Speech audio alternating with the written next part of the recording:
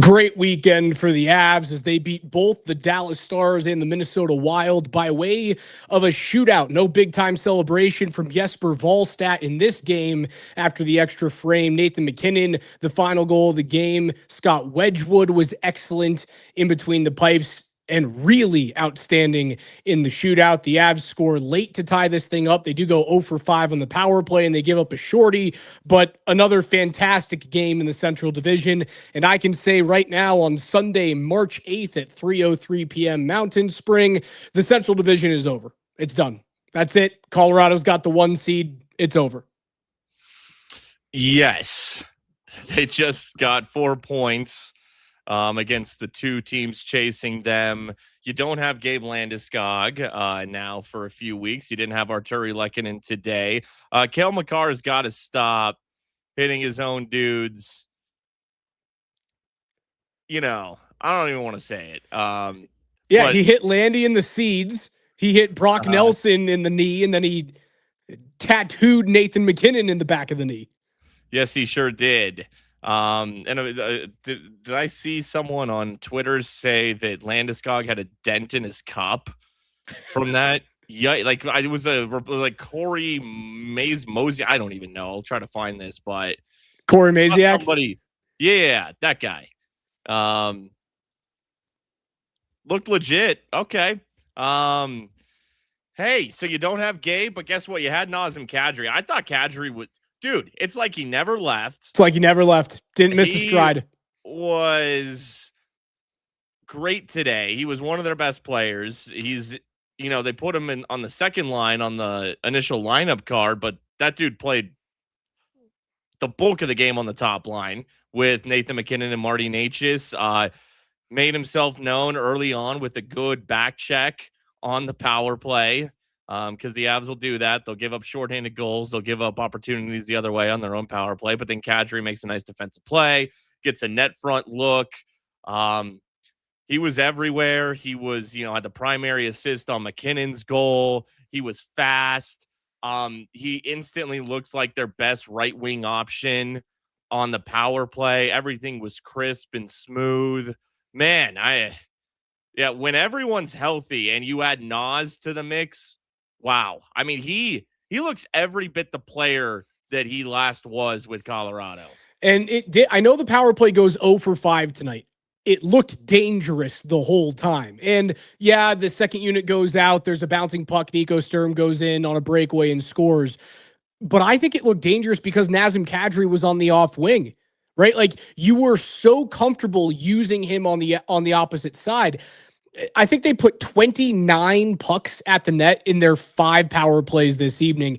And it took an all-star save from Jesper Wallstedt and an all-star block from Jonas Brodin to keep the Avs power play from going 2 of 5 rather than 0 of 5. Like it was dangerous the whole night. So I'm happy with how it went. It sucks when you're never happy when you give up a shorthanded goal.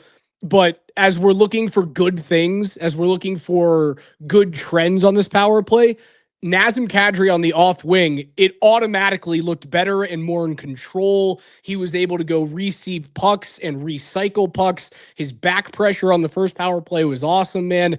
He fit. It looked really dangerous. They had a bunch of grade A scoring opportunities.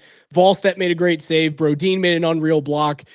I think you were combined like 1 inch away from going 40% tonight rather than 0%. So you got to look at it all encompassing. Yeah. I mean, first off, Jesper Wallstedt was really good. So good today. He had a great game. And his best save was the power play save.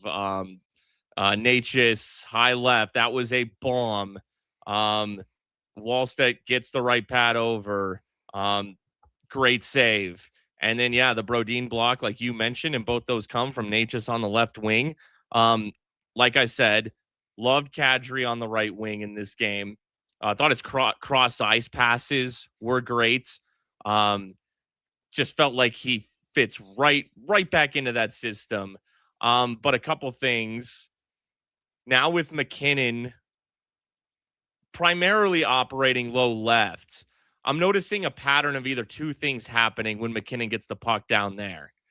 He's either going for the little stuff shot or he's trying to center it to the bumper. That's another thing. I thought Brock Nelson, who's now with Kadri back, moves into that area. His timing was just a little off in that role. He couldn't connect really on any of McKinnon's feeds, was getting his stick blocked. He was maybe a little off timing too on a couple of his looks. But okay, he'll get used to that, and they just got to figure out what to do with McKinnon. Did I hear the TNT guys during the first intermission talk about, or maybe it was even the second intermission, talking about taking McKinnon off power play 1, something that we've thrown everything out there. So we have brought that up. But I heard them talking about that. I was a little I didn't listen to the intermission reports on TNT. I shut the game off for 20 minutes and then went back. I don't know. That's a tough call to make if you want to do that. McKinnon's forcing the bumper one-timer. I think he gets that puck down low and knows that that's like the grade A scoring opportunity. But for me, it's like a 10% pass from him because he either has to like make it very quick or it has to be a perfectly feathered saucer pass. I don't love that type of play. It has to be there for me to be 100% on board. And I think McKinnon forces it way too much.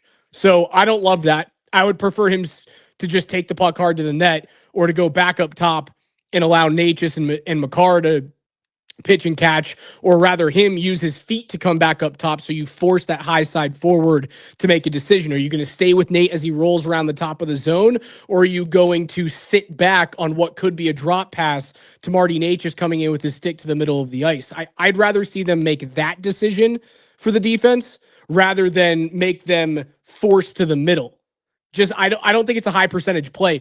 It's a high percentage play when it gets to the bumper, right? It becomes a high percentage shooting opportunity when it gets to the bumper, but it is a low percentage pass. So I don't like the ability to get there. I think he's forcing it too much. Yeah, completely agree, but still better. Still better than it has been. They've way better success with Natchez, more true left, and now Kadri. I'm really encouraged by that, having him on power play 1. He's going to be dangerous. He's going to score some power play goals for them. So, overall, I thought they were really good in the first. I thought they dipped a little in the second, kind of forced themselves back to life a little bit in the third. And hey, it's Brett Kulak shot to Nick Waugh tip. I mean, if that's not a Joe Sakic, Chris McFarland goal, I don't know what is. Kivi Ronta was nice on that play. Thought he had a good game, but the trade deadline acquisitions, all three of them, you don't win without them today. No, you get 3 points from the deadline acquisitions between Kulak, Waugh, and Nazem Kadri. It was a really good game for the general manager, man. Really good game for them. Minnesota's good. That's a fun team to watch. I think if you played them 5-on-5 a lot during the postseason, Colorado's going to win that series. Colorado scores better at 5-on-5 than Minnesota does, hands down. I know the Wild were really good in terms of puck possession and pursuit today, but I think over the course of a 7-game series where it's a way tighter called game, like special teams hurt the Avs today, which is crazy to think about. When you have fewer calls in the postseason, if you see Minnesota, I'm really confident on Colorado against them just because they are a better 5-on-5 scoring team. And I honestly don't think John Hines and Minnesota have the balls to start Jesper Wallstedt in the playoffs against Colorado. They should, but I don't think they have the balls to do it. Yeah, I don't think they do either. That's going to be interesting to follow because Gustafsson should play well, but man, this Wallstedt's upside is through the roof. Well, whether it's loves playing the Avs. Yeah, I know he's looked great in his starts against the Avs this year, but he's looked great overall. It certainly was in his first month or so in the season. He was lights out across the NHL. And they thought about trading him. His name was brought up, but I don't think there was a name out there that would have warranted parting with a prospect like that. I know you're trying to win now, but that's the type of player that's going to be dangerous for Minnesota for years. And the Avs are going to have to see him year in, year out. It's going to be very difficult. Nick Waugh, good overall. Had a look early on, close to net, big body. physical defensively. Speaking of physicality, you mentioned the power plays. What, 5 for Colorado, 3 ultimately for Minnesota, 2 going into overtime. And they didn't like that. They did not like the discrepancy in power plays. Nathan McKinnon kind of with a little bit of a slight liberty hit on, what was it, Ryan Hartman, I believe. And then that was your interference matchup in overtime. So the Avs had to go to the box. They were great in OT. I thought that they picked it up a little in the third, did enough to get the game tying goal, but then in overtime, it was all Colorado. Minnesota's power play in the overtime was their 4th. So it was closer in terms of calls, and Minnie got the call with a minute to go in 3-on-3 overtime. That's normally a kiss of death. So I thought it was at the end of the game, the referees evened it out. Yeah, that's what that was going to be. I do think it was interference. But that's how it goes. They won. They're just going to call based on how do we get this number as close to possible for each team. It's why a slash wasn't called on the against an Avs player late in that Stars game. They're just not going to do it. Right. You could see the Nichushkin slash coming from a mile away. Yeah, exactly. Mile away. You knew something was going to happen like that because, well, the Avs got away with a couple of plays. They got away with the McKinnon interference no call on McCarron. They got away with remember the quick whistle that the Avs got screwed on a couple of nights ago? It came back, right? There was a really quick whistle on Scott Wedgwood tonight, and the puck went to the high slot, and nobody was there. And the Avs got the benefit of the doubt. Most of these things balance out, and it did balance out in real time tonight, but credit to the Avs, man. When it balanced out, it felt as though they knew it was coming. They were like, yeah, we're good. Like, we're prepared for this. We can kill it off. We knew 5-on-2 in terms of power play discrepancy wasn't going to go the entire way through regulation. It felt like they were prepared. They were ready. And when it came to the 5-on-3, man, there was one grade A scoring opportunity for Matt Boldy at the top, and that was it. Sure. Speaking of Matt Boldy, he had a great game. He's, I would talk about him with Minnesota past couple years. Like, he's got to be the guy who steps up, and he has this year. He was great for Team USA. He damn near, I think it was Makar and Taves again. He damn near split him again. But Wedgwood made he did. I think he did split him. He got the scoring opportunity. He split him. But this time Wedgwood made the save, unlike Jordan Binnington. Cough, cough, Team Canada. And then his shootout. Binnington was great. Hold on, we have to stop that right there. It's funny, but Binnington was great in that tournament. Hey, I don't know. Maybe Wedgwood. That was a great play by Boldy in the gold medal game, but maybe Wedgwood makes that save. Maybe a great shot. Maybe he does. Dude, Wedgie looks awesome. He looks great. He was great in the shootout. But Boldy's goal was unstoppable. That was such a great move. And Valeri Nichushkin, he has one move. He has one move that he's excellent at. He's used it like the last 3 or 4 times that he's scored in the shootout. Teams are clearly not watching tape. They're not watching that shootout tape because you should know Nichushkin's going to fake backhand and at the last second dipsy-do forehand that thing. I think he got that from Naz. I'm almost positive Kadri, when he was back in Colorado, was the first one to do that, like, very wide back and forth. It's almost Forsberg-esque, but it's not Forsberg-y enough because you have 2 hands on your stick and you're kind of going back to your forehand rather than one hand tucking on your backhand. I can't remember who did it first. I think it was Kadri, and then Nichushkin kind of stole it from him. They both do it great. And then Nathan McKinnon could not shoot as one of the first 3 shooters because he was in the penalty box from the end of 3-on-3 overtime. Actually didn't quite realize that was a thing, and then I guess when you get to the 4th shooter, it's over. You can get out of the box when it goes to sudden death. And Nate, he treated it like an open ice breakaway. Little stutter at the end, but he came in with that head of steam, and that's how he scores in those situations. So great way to finish. Nathan McKinnon, who probably interference, but close call, ultimately worked out because he came on at the right time and scored the game winner. Your time on ice tonight for the Avalanche, Nick Waugh sees a little bit of a bump from his 8 minutes and 45 seconds against Dallas. He plays 2:16 tonight, and I think that's I think it's a little low for him in terms of what I expect in the playoffs. I expect him to be like closer to 14 minutes. So like maybe it might be 2 shifts that I'm off on. And if you take away the 5 power play opportunities that the Avs get and the 9 total power play opportunities that are in the game, he's probably closer to that 14-minute mark that I think is the sweet spot. Naz Kadri comes in and in game 1, man, plays 21-47. As you said to start off the show, it's like he never left. I mean, first game here, damn near 22 minutes, 5 shots on goal, an assist. He's everywhere. Can you take him out of the top 6? If this is what it is, he has to play top 6 then. Like, I like Arturi Lehkonen, but what I saw from Naz today was like a little bit of a higher level. He's got a bigger body. You know, there's more. Valeri Nichushkin, you know, look, he was very good last game against Dallas. Thought he was a little sleepy today, actually. Didn't notice much from Val until the shootout. Naz, I mean, I'm taking him over Val and Lecky right now in the top 6. So do you play Wah in the middle of Colton and Lehkonen then as your third line? Yes. I'm cool with that. And then your fourth line is Drury, O'Connor, Kelly. Your second line is Nelson, Kadri, and Nichushkin. Yeah. And your top line is Landeskog, McKinnon, Natchez. Yep. You can flip-flop Nichushkin and Lehkonen if you want.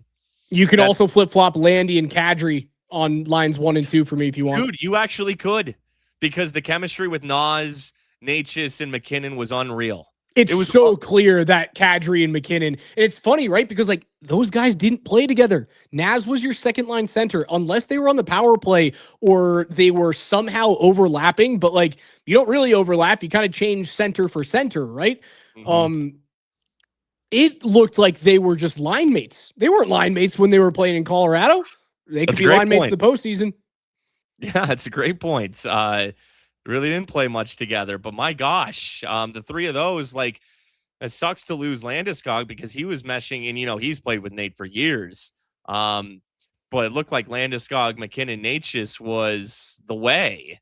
And then you lose Gabe, and it's like, okay, well, initial lineup card had Nichushkin up there, and Nichushkin has certainly played up there, but still in a little bit of a funk, and he's not at his best, you know, the level that Landeskog is at his best. So, okay, you got Nichushkin up there, fine.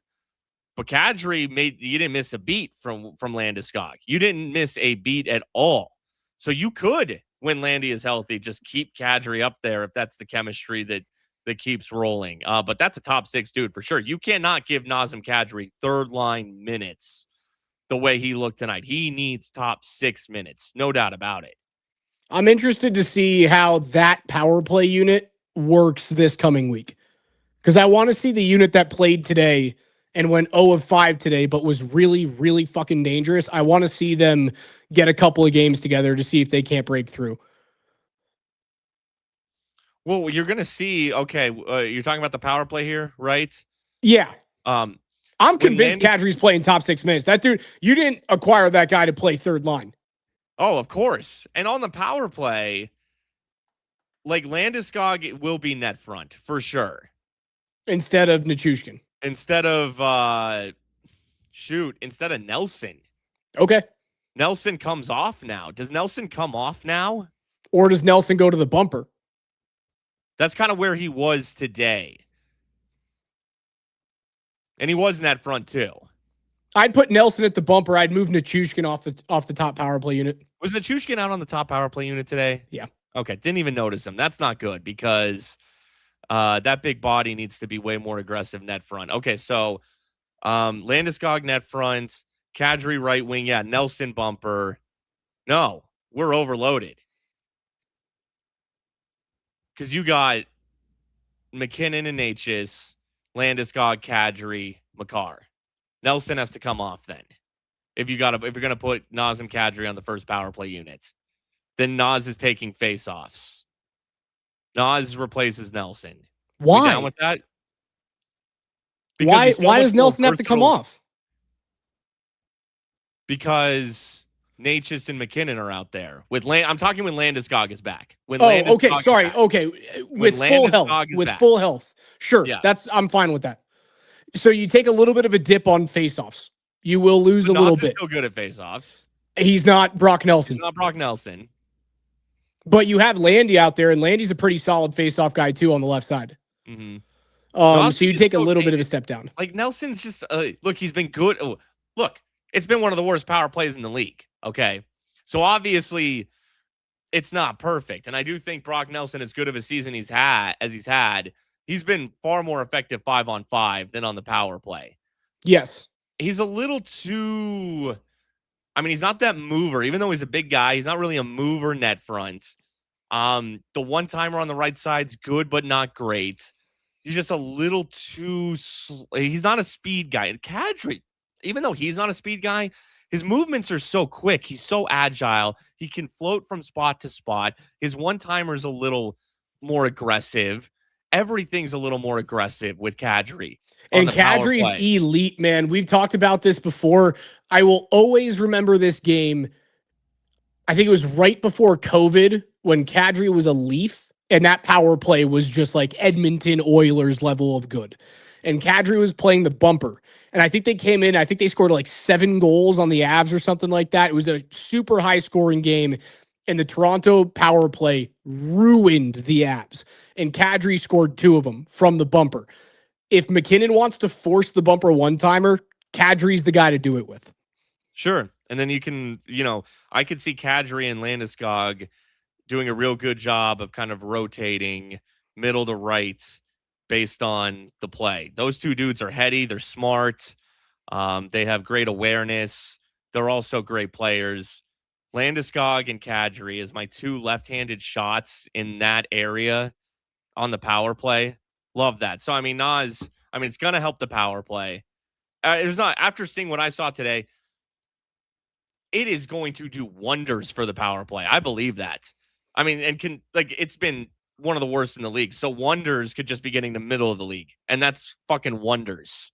Okay. And I think Kadri is going to do that. And it's a top 6 dude. And now you're sliding maybe Lehkonen or Nichushkin down to your third line. Dirty. Just absolutely dirty. Landeskog's injury update. It's not the knee. Like, he got hit in the seeds. He got hit square in the nuts in that Dallas game. It's a groin injury because of a puck hitting him in the groin. So don't worry about the knee. Don't worry about him like pulling a groin or tweaking something. Like, he got hit in an uncomfortable area, and I'm sure there is bruising and swelling, and they're like, sit this one out for a little bit to make sure that you can continue to have kids down the road. Week to week is the timeline that the doctors gave Bednar according to Evan Rowell. So don't worry about the knee. You can worry about Landy's beanbag. Well, once again, it's friendly fire from Kale. Yeah, brutal. One of the scariest things that a man can deal with. There's no doubt about it. Fortunately, week to week, be overly precautious, and you certainly don't mess around with that area. Okay, you don't mess around with that area. But whether it's the Avs or the Nuggets, like, they keep sustaining injuries, but none of them are season ending. Yeah, you got great news back on Jamal Murray today. You got great news back on Murray. Lehkonen week to week. Landeskog week to week. We've had a ton of week to weeks. It's kind of been the case for the Nuggets as well. As long as everybody's, man, for Gabe himself, wouldn't that be the worst? 3 years away. Then it's a physical sport. You break your ribs sliding into the post. You take a puck to the nuts. It's like, can I catch a break? Look at all the hard work I put in. 3 years of rehab. All of the great hockey karma I put out there. And now I'm going to take one in the giblets. You know what, man? Thank goodness Gabe has week to week. If Gabe has to sit out the next, I don't know, he comes back on, this is worst case scenario. He comes back March 28th against Winnipeg at home. Is that the worst thing in the world? No. It's not. You get a few games in on the home stretch. You get your legs back underneath you, and they're still relatively fresh. Like, if this is just an injury that doesn't have long-term implications, and it's not like, oh yeah, you tweaked your groin, you pulled your groin, you have a calf strain, something like that could get worse with more wear and tear. This is just keeping his legs fresh. That's it. Yeah. No, it's almost like a good excuse to keep the legs fresh, like you said, not risk further injury. Look at the cushion that you have created, this season overall, but certainly with the last two games against the two teams directly behind you. Versus Edmonton on Tuesday, dude. I mean, you're scoring goals in that game, right? First of all, you're scoring goals in that game. I guess we're seeing Blackwood probably. What'd you make of Wedgwood getting the nod coming off of? Did you expect that? Wedgwood today? Yeah, I did. I expected it. Mm-hmm. I expected Bednar to go with the hot hand. I don't know who to see on Tuesday. I would expect that they probably throw Blackwood to see if he can bounce back and give them the same goaltending they've gotten all year, which has been well above average, if not borderline elite from both of them. I would think Blackwood goes Tuesday, but no, I wasn't shocked today that Wedgwood got the option because he stopped all 10 shots that he saw against Dallas, man. Like, you come in, you stop 10 shots, 2 shootout opportunities, you get the start. That's all yours. Probably would have been a Wedgwood start either way, just given the rotation pattern. It's been bulk Blackwood so far. Wedgwood wasn't even supposed to play in Dallas, so it probably would have been his start either way. I think at home, because I think McKenzie was a little rattled in Dallas. I do. I think that crowd and that energy and that noise got to him a little bit. I think that's part of why he flubs that puck behind the net and doesn't, communicate with Devon Taves. I think he was a little overwhelmed. And you make a mistake like that, you hear the crowd go absolutely batshit, and you're a little like, oh shit. Back on home ice, the friendly confines against an underachieving team this year. I think that's a good, but still a talented team. Go get some big saves against McDavid and Draisaitl. You're at home, get your confidence up. And then I throw Wedgwood at Seattle, and that's going to be a hostile environment too. Like, Seattle's going to think like, okay, we were buyers at the deadline. They're coming to our building. We beat these dudes in the playoffs. Could be a first round matchup. But it's still a favorable matchup, though. Like, schedule coming up here, Edmonton, Seattle, Winnipeg, Pittsburgh, before Dallas. Those are four pretty winnable games. I mean, there are some spots to be had in the Pacific and the wild card, brother. Like, Anaheim leads the Pacific with a game in hand over Vegas and Edmonton, 1 point over Vegas, 5 points over Edmonton. Edmonton has a 1 point lead on Seattle. Seattle has a game in hand on Edmonton. They currently sit in the wild card 2 spot, 5 points behind the Utah Mammoth with a game in hand on Utah. And San Jose has a game in hand on Seattle, 2 games in hand on Utah, and 2 games in hand on Edmonton. And they're just 1 point behind Seattle and 2 points behind Edmonton. Like, Edmonton they're playing with fire right now. Yeah, and the last team you want to travel to right now when you're, fighting for your playoff lives in a way is to Colorado. And Colorado, hey, if you're the San Jose Sharks, you're a massive Avs fan next couple games. Avs go get Oilers and Kraken.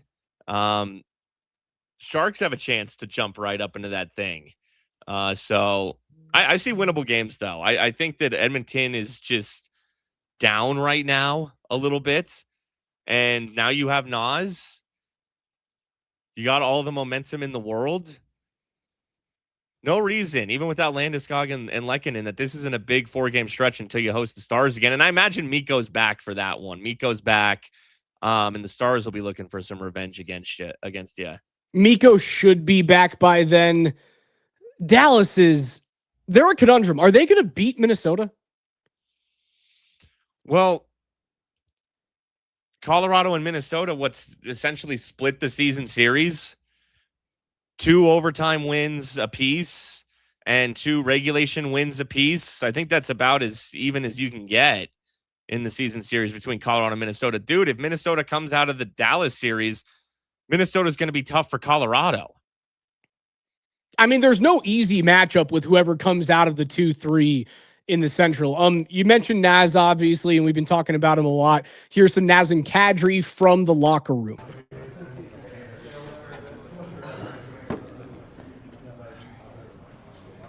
Well, how was that? Pretty good.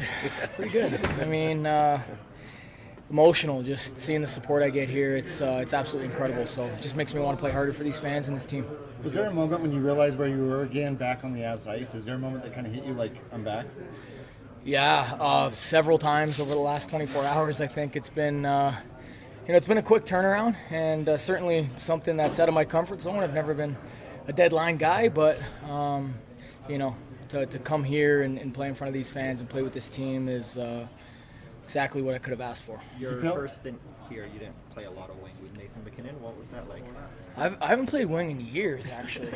And when I found out about that, I was mentally, I knew I had to be a little bit sharp today. So I don't mind playing it. I mean, as a centerman, I think hopping over to the wing is a lot easier than a winger hopping over to center. So, playing with those two guys, they make it easy on me. So, we were able to have some chemistry tonight and make some great plays. Kind of what we were talking about yesterday, Spring, of like, I'm a center, I can play anywhere. Sure, but he is also saying he hasn't played wing in years. Didn't look like it today. And yeah, we talked about that yesterday, how that's not a giant ask. But guess what, Naz? Get ready to learn wing. I mean, that's where you're playing. You're a wing on this team because I need you in the top six after what I saw today. And you got two centers, McKinnon and Nelson. So then how good you looked on the wing, you're a wing now. And guess what? He's probably going to be a wing because I don't think they traded for Naz for him to be the one that they might flip in the offseason to create some cap space that they need. That's going to be... No, I think he's here. Yeah, that's going to be Colton, Nichushkin, something like that. That's not... Naz is here to stay. Brock Nelson's here to stay. Obviously, Nathan MacKinnon is here to stay. So, dude, I think Naz is a wing. I think he's a first or second line wing for the next couple years for Colorado. Here's a little bit more from Kadri. I think so. I mean, hope so. I know it's, it's different having a guy come into your room mid-season like this. I mean, these guys have been rolling, and it was a warm welcome for sure. So I couldn't have asked for anything better. I just can't wait to kind of sit back tonight and just relax and not have to do anything. That felt like a playoff game. Like, in a way, was that a good thing? Just jump right into it because that's what it's going to be like down the stretch. Felt exactly that way, and that's why for me I think it was nice to just immediately be thrown right into the fire and understand what these games are going to be like. And obviously I'm well aware of that, but I think when you play great teams, you elevate your play. That little smile that he gives, I don't know who asked the question. It almost sounded like it was Moj who was asking the question there. But I know the TV guys were off. TV guys were off tonight. They're going to be off this afternoon, and they'll be off on Tuesday. Both of those are TNT nationally televised games. I loved the little smile that he gave when they said playoff style hockey, because he's been missing that in Calgary. Like, it's so very clear that when you go over there and you take your money and you don't see the playoffs for almost 4 seasons, you kind of lose some energy as a hockey player. Yeah, you do. He signed with the Calgary Flames because of money. And there's no one begrudges him for that, right? Not at all. He signed in Calgary, okay? He didn't sign in Southern California or South Beach with the Panthers, So unless the Flames are good, what incentive does he have to want to remain? I mean, I'm sure he's been there a few years. I'm sure his family has, made friends and, all that stuff. He's from Canada. He's not from Alberta. He's from London, Ontario. He's not from Calgary, okay? So if you have a chance to, it wasn't because, like, Colton Parayko didn't want to go play in Buffalo, right? Even though Buffalo is, like, really good. He was like, I don't want to live in Buffalo, New York. Vincent Trocheck, for some reason, didn't want to go west of the Mississippi. Okay. Naz, like, he was chomping at the bit to get to Denver, from Calgary, where the team was not great. and he was playing well. No, these were meaningless games, but I was thinking, he signs the big deal with the Flames, or at least at the time what it was. It's like, is he going to be, because with Toronto, he was a good player. Then he takes this next step with Colorado, but how much of that is, playing with Nathan McKinnon and everybody else? What happens when you're in Calgary and it's you and some okay guys? He played really well. And now he's playing meaningful games, and he's proven that he's a legitimate top 6 player in this league. Like, there's no question about it now. So yeah, he doesn't have to waste away in Calgary. There was no benefit for him to be there anymore. And now he gets to come play for the team that he truly wants to play for more than any other team. Yeah, and it's not like you're giving up money, right? You're just splitting that cash 80-20 between Colorado and Calgary. So he's getting his cake and eating it too at this point. He just had to wait 3.5 seasons to get both of those things in the fold. And unfortunately, it coincides with the Avalanche only winning 1 playoff series in those 3.5 years. The hope is that you bring him here and now you get back to another cup final. It begs the question, did you make the wrong decision? And right now, I think you'll get your confirmation will come this postseason run. If you win the West and you go to another cup final, you can look back at the 2022-23 offseason and go, the offseason after the 2022 cup going into the 23 regular season, you can go, they made the wrong decision between Nichushkin and Nazem Kadri. Except now they do have both. Now they do have both, and they also have a really good point from Mish on YouTube. You also didn't have Landy for those seasons. So there is a little bit of an unknown variable there. Yeah. Man, if they had known about the Landeskog situation, think about that. They could have just LTIR'd, or at least if they knew how long it would have gone. Hindsight 2020, yeah. Let's try Ryan Johansson. They could have tried. They could have gotten Nas back with that LTIR Landeskog money. It's like the same money. They're both $7 million a year. Yeah, I liked the Nichushkin move at the time. I was pro Nichushkin over Kadri at the time. Nichushkin's younger. Nichushkin, until the past couple months, and he looked really good against Dallas, has been excellent. Sans for the off the ice, and that's terrible. I mean, because of the timing of it. Inexcusable. You cost your team 2 playoff runs. Outside of that, the player on the ice has been really good. And Nichushkin's not his play is not going to dip. Had he gone to the Flames, you would have seen Nichushkin be like a 20 to 30 goal scorer, for the next few years. He would have had his moments. Maybe he would have gotten moved to a better team, and he would have still been enough. He's going to be an effective player in this league still. He's going to. He's like 30 years old. So now you have both. And you got Gabe Landeskog back. But you just had to give up a couple assets to get Nas back. You know what? That's the way it goes. And I don't care at all. Here's D-Mac's locker room report from Ball Arena. All right, guys, just got out of the locker room and talking to Bednar and Kadri, and what a game. 3-2 shootout win. Jared Bednar tapped Kadri on the shoulder, said, let's go. Kadri didn't know he was going to go for the shootout, that is. And also, he really didn't know he was going to play forward. He says he doesn't remember doing that for years, and they were joking about Gabe getting knocked in the nads Friday, but apparently it was a lot more serious than everybody was led to believe. I can't imagine how much that actually hurt. So you did something different. Kadri played wing, which is unusual, but the atmosphere was absolutely electric. Kadri was bummed that he couldn't convert the shootout. That'd have been amazing, by the way, had he been able to do that. But Nate got it on the next shot, and they win once again. So there's still out Lehkonen, Landeskog, and O'Connor. That's a full line. But the mood after the game is there's so much flexibility on being able to do whatever they want to do. There's a lot of room to grow. What's crazy after these past couple of games is the fact that the Avs, Stars, or Wild, one of those teams will not be in the Stanley Cup final or in the Western Conference final. I think we've seen the 3 best teams, but that's just my take on it. Kadri was in a great mood. He came back last night to the airport and actually got some trainers to come with him to the arena last night to get set up for today. He said he got recognized a couple times, and he's happy just to take a breath as it's been a whirlwind 48 hours for him. But what an atmosphere. Great to have Kadri back. I hope Gabe's okay. That's concerning a little bit. And yeah, Scott Wedgwood, huh? How about that? So a little goalie debate. We'll let you guys have at it. Great win for the Avalanche. Great win on Friday. Great win here. Back to you guys. D-Mac's locker room report. Love how he says Kadri. Kadri.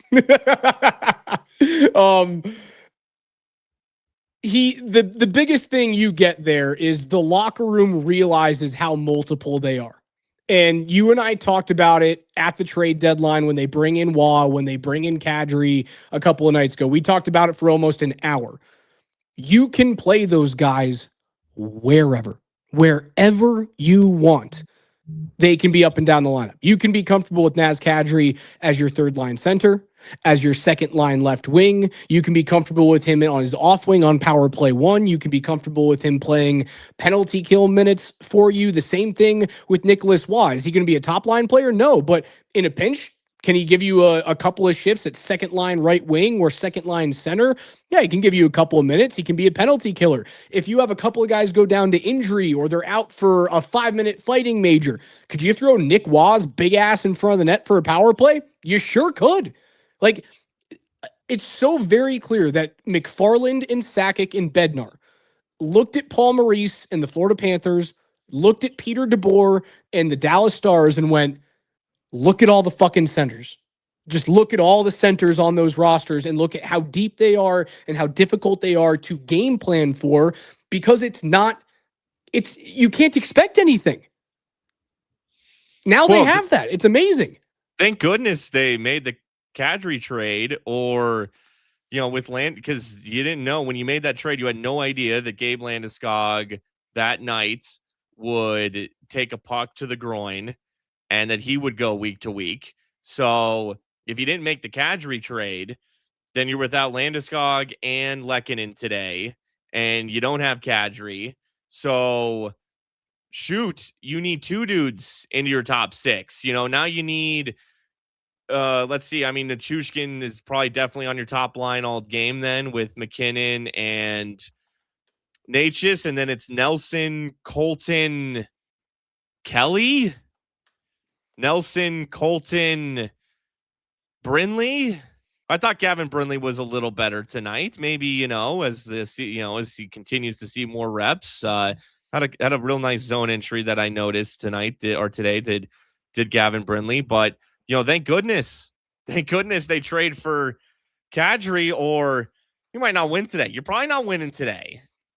And the next couple weeks without Lehkonen and Landeskog would have been a slog. And now maybe you're talking about Dallas and or Minnesota getting right there. And now it's over. And now now with 20 games to go in the regular season, you're the Central Division champions. It's over. Should somebody not named, McKinnon or Natchez in the playoffs get hurt, you don't miss a beat. You still have 6 worthy top 6 skaters instead. You're not worrying about having to put like Miles Wood on your second line right wing. And now in the playoffs, you're like, ooh, you're missing, like, there's one wing on your second line that you don't trust, and that can be everything. Yeah, Yoel Kiviranta has to move up and play second line minutes for you. And that happened in the postseason over the past couple of years. And you go, well, like, it's not the worst thing in the world, but he shouldn't be there. Now your worst case scenario is a couple of guys go down and you're like, okay, we're going to move one of our centermen over to the wing and we're not really going to play our fourth line as much. They're in a really good spot. Like, say what you want about McFarland and the deals that didn't move last year, the deals that didn't work the year prior to that. I think the front office has done a really, really good job. And I think Chris is a really, really smart hockey mind. I like him personally as well. I'll be like very transparent about that. I just like the guy. He and Joe have shown the ability to adapt and to be straight faced about what they're not good at and what has killed them in the past. They've done it this year. They were, I mean, last year, I thought they were like an A+ last year. First retooling the goaltending room in the first part of the season, then getting Natchez and Drury for Rantanen, and then trading for Brock Nelson. And I liked the Charlie Coyle trade. Nick Waugh is Charlie Coyle-esque. And then you added Kadri. And now you did have Landeskog in the playoffs last year, but now would love to see that, because he was ramping up and then starts looking good, breaks his ribs. It comes back looking good, hitting the groin. It's like, damn, I want to see he hasn't even truly gotten like that 3-week stretch where he had been ramped up. We had that early in the season, but the minutes were being managed and you could tell he wasn't on his A game. And then right when he starts to get there, ribs and nuts. And it's like, damn, man, I want to see like 3 weeks. Can we give this man 3 weeks? It is the old. And so now, people The Adam and Eve injuries at another radio station can be like, he only has 9 goals this year. What's going on? Well, because he broke his ribs and his balls. I don't know what you want him to do. Okay. Now they're even like, they did an excellent job last year and they took it to another level by now. Now adding Kadri was like that next level that they almost couldn't even get to. They couldn't even get to that next level until this year when the stars just kind of aligned. Landeskog's back. You already got Nelson. You already did everything else. Now you can take that next step. And that's like your final, like this is final boss. The final boss move is adding Nazem Kadri. If this doesn't work, nothing will work, because I agree. This is as much as you could. This is the peak of what you can do. If this doesn't work, nothing's going to work, because you will have to change drastically next offseason. We told you 18 players under contract up to your 23 rostered players, and they only have like $4.5 million of projected cap space. So they're going to have to move out a player and bring in some cheaper guys, man. It is get it done now and then figure it out afterwards. Like, this is your best chance. Without a doubt, it is your best shot. I do feel the same way I felt in 2022, man. Like 2022, I went, how are they going to get beat? Who's going to beat them? And that was their best shot in that little mini window. Like, it's an extended window with McKinnon and McCarr, right? But kind of no wonder, like, it took them a few years. I haven't won in a few years, right? Because you looked at it like with some of the guys who, you knew you had to move or money coming off or whatever it was. Like, now's the year to strike. And they did. And yeah, they've been really good since, but it's a process to get, and the salary cap is so restrictive. And, it can be 2-3 years until, when you had that strike now to get another strike now. And now they got another strike now. Like, this feels like 2022. They're going to get next year is going to be really tough. The 26-27 season is going to be tough. If you can find a way to get through that without moving on from too many pieces or one big time piece, you get so much relief in 27-28. Because I think you're going to have like $110 million cap in 27-28. And I also have this sneaking feeling, and this is just me. I have no insider information on this whatsoever. I don't think that they make this move for Naz Kadri, because everything that Chris McFarland and Joe Sakic have done over the past couple of years has been with an eye toward Cale Makar's deal. I don't think they make this deal for Naz Kadri without having some sort of feeling that, like, Cale's not going to bend them over the barrel.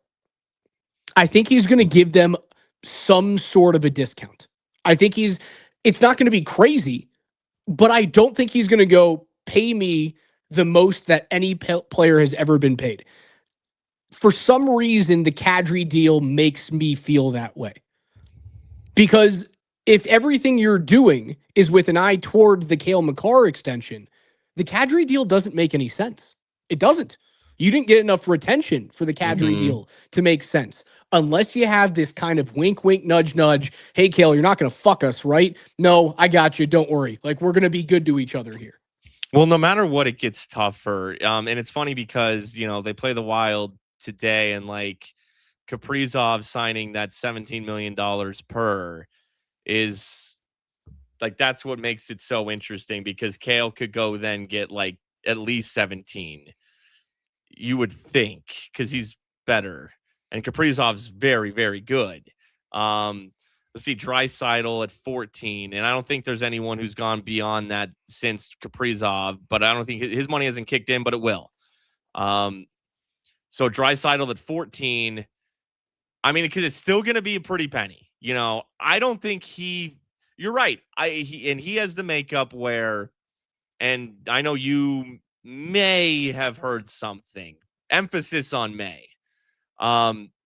I don't think he goes to the 17 that Kaprizov has. I've heard nothing. You've heard nothing. I'm telling these are just my nuts talking right now, man. I've heard nothing. You've heard nothing. Nothing. This is just me going, this is me doing my Windhorst if so facto. Sure. Why would this happen when they're doing all of these things in the background without something telling you that it's going to be okay? This is my Windhorsty. Yeah. Because the funny thing is, like, so my point is, like, Kale could get 17. He could get at least. That would hurt the team so much, man. That hurts so much. Dahlin is the highest paid defenseman right now at 11 million. Yeah, and so like, I'm just saying, he's do you so give good. him? Do you give him like Nate's deal, or do you give him 13? You know, is it because he's a defenseman? Because he has every right to at least get Draisaitl's 14 mil. He has every right to that. I would be 14 million. I would run away with. 14 million is highway robbery for the Avalanche. I would give him 14 million and not even have, like, if that's the number, I go sign it right now. Sign it before you come to your senses. Sign it. I mean, I would think, but this is a newer market, so I'm unsure of how to, because what the Wild giving Kaprizov 17 mil is just like it's crazy. Is it so crazy that it changes nothing, or does it change everything as something like this normally would? So Thomas Harley. In which case, the 14, yeah, and if that is the case, then I'm like happily accepting 14 million. Thomas Harley signed his extension, which kicks in next year at $10.5 million. They signed that this offseason, knowing what the cap is going to be, and signing that with the Rantanen extension, the McKinnon, the McDavid, the Draisaitl, and the Kaprizov extensions already in place. So is Kale going to get $8 million more than Thomas Harley? Is he worth 50% more than Thomas Harley? That's the question. So like, I don't think we're having the conversation of Cale Makar versus the best centers in the world, right? If this was Nathan McKinnon coming up, then we're talking about that 17, 18, $19 million range, but we're talking about a D. I know we're talking. That's where, so we haven't seen the elite D get paid yet. And we're about to look. I think he could get, because if you're looking at it strictly from if Kale wants to make as much money as he possibly can perspective, and apparently that's what Mikko Rantanen did. Hey, like, and obviously we know it didn't quite work out the way he wanted to, but that's what he wanted. Yeah, it was the same deal that he would have gotten here. It is, which is irony and hilarious, but he did want the most money he could get. If Kale views it that way, then, you know, his team could look at it and say, if we hit the 18 minimum. If we hit the open market, 18 minimum. Think about the bidding war that there would be. And then, yeah, you are looking at 18 minimum. Even if, yeah, he's a defenseman. He's not a forward. I mean, these are numbers that we might be about to see that we have not quite seen. And it's going to be so interesting to see what that does to teams. Like, what's going to happen in Minnesota as the years of that 17 million. I know the cap's going to go up, but it really doesn't go up a ton every year. It does go up, but it doesn't go up like this crazy amount. So it's going to be fascinating to see. I'm trying to find, so the Erik Karlsson deal was signed in 2020, I think. Sounds about right. I'm almost positive it was signed in maybe 2019 or something like that. It was signed. And that was $11.5 million. And he became the highest paid defenseman in the league by $500,000 over Drew Doughty. Erik Karlsson was at the height of his powers then, right? At that $11 million deal. Connor McDavid in the same season was making, hold on, sorry. I gotta change my parameters here. McDavid was making 12 and a half. So if we're talking greatest player in the world and greatest defenseman in the world in terms of money, he was $1 million less than the greatest center in the world. And that deal around the NHL was like a crazy number to throw out to a defenseman. And Kale at the height of his powers is better than Erik Karlsson, but it's not a chasm, right? Like prime Erik Karlsson was unfreaking believable. And he was kind of a similar player, just like the best skater in the league and an unbelievable passer and can put up 100 points. They're very comparable hockey players in their primes. So what I'm looking at is Kaprizov's deal kind of fucks you because it's 17 a year. So then we're looking at a floor of 16. But if you go the Wild are idiots and the Kaprizov deal is that's what I wonder. The NHL it's a Fugazi, it's a look at Fugazi, that and say that was so stupid. None of us are going to follow that. So then you look at what you're looking at right now is the Draisaitl deal. And you go, we'll give you Draisaitl money. We will give you $14 million, what Leon Draisaitl got, and that's the contract. Yes. I'm just trying to show you like what history tells us about this deal.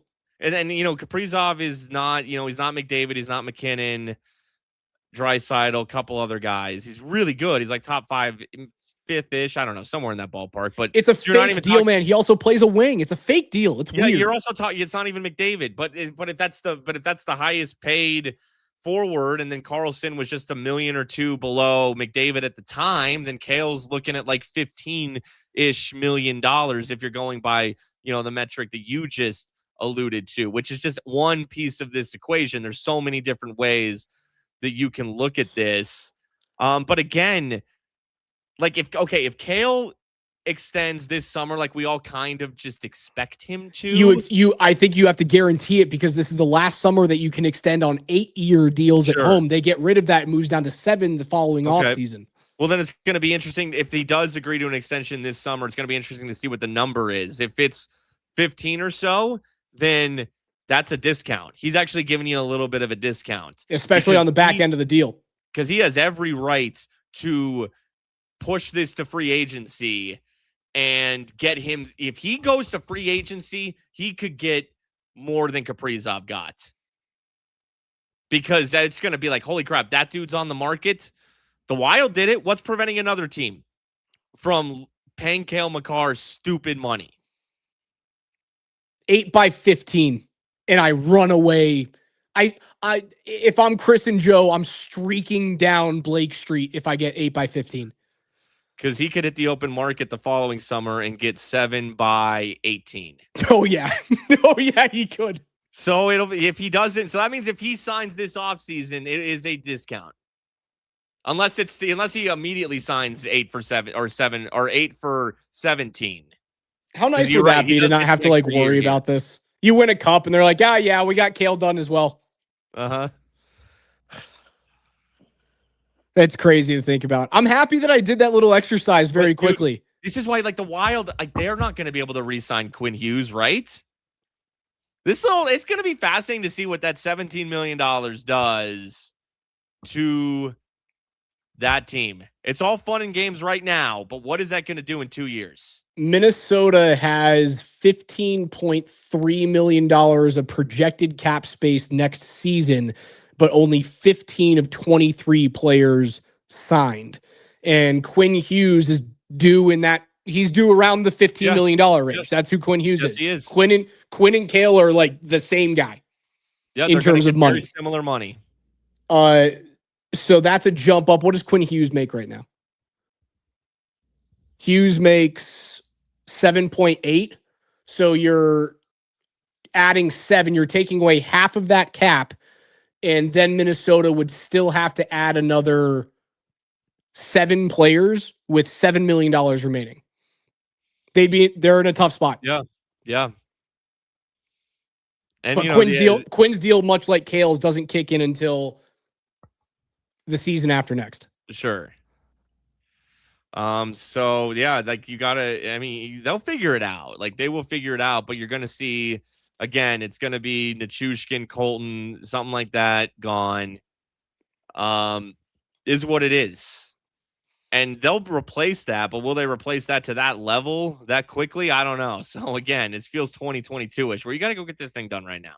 You got to get it done. Hey, they're in a great spot. Like we said to start off the show, the Central's over, man. Colorado's got the 1 seed. You guys can file that away. Colorado's playing at home for the remainder of the postseason, and you're going to see whoever comes out of that bloodbath between Dallas and Minnesota. Hopefully your 8 seed matchup isn't like Edmonton, because that would not be fun. Hopefully it's San Jose, and then it's not, it's a fun matchup to watch, but it's also like a 4 or 5 game series.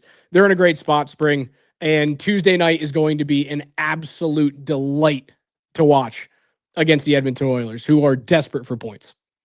Yeah, and just thank goodness for Nazem Kadri. I think that and McFarland and Sakic for getting that deal done, because now Landeskog's out week to week, and man, but beyond that, if everyone's healthy for the playoffs, they're beyond loaded because Nazem Kadri looked like a dude today. That top line was so fun to watch today. Nas fit like a glove. So can't wait to watch it against McDavid and Draisaitl on Tuesday night. We'll see you guys on Tuesday evening. Avs play at I think it's the late game. I think it's like 8 p.m. So Spring and I will be on sometime around 11 or so after the Avs take on Connor McDavid and the Edmonton Oilers, but they sweep the weekend, the Central Division weekend. They get a shootout win in Dallas. They get a shootout win at home against Minnesota. The Avs have won 4 straight. They've got a 9-point lead in the Central Division with 20 games remaining. For Spring, I'm Raj. Love you guys. Enjoy the rest of your Sunday, and we'll see you on Tuesday night.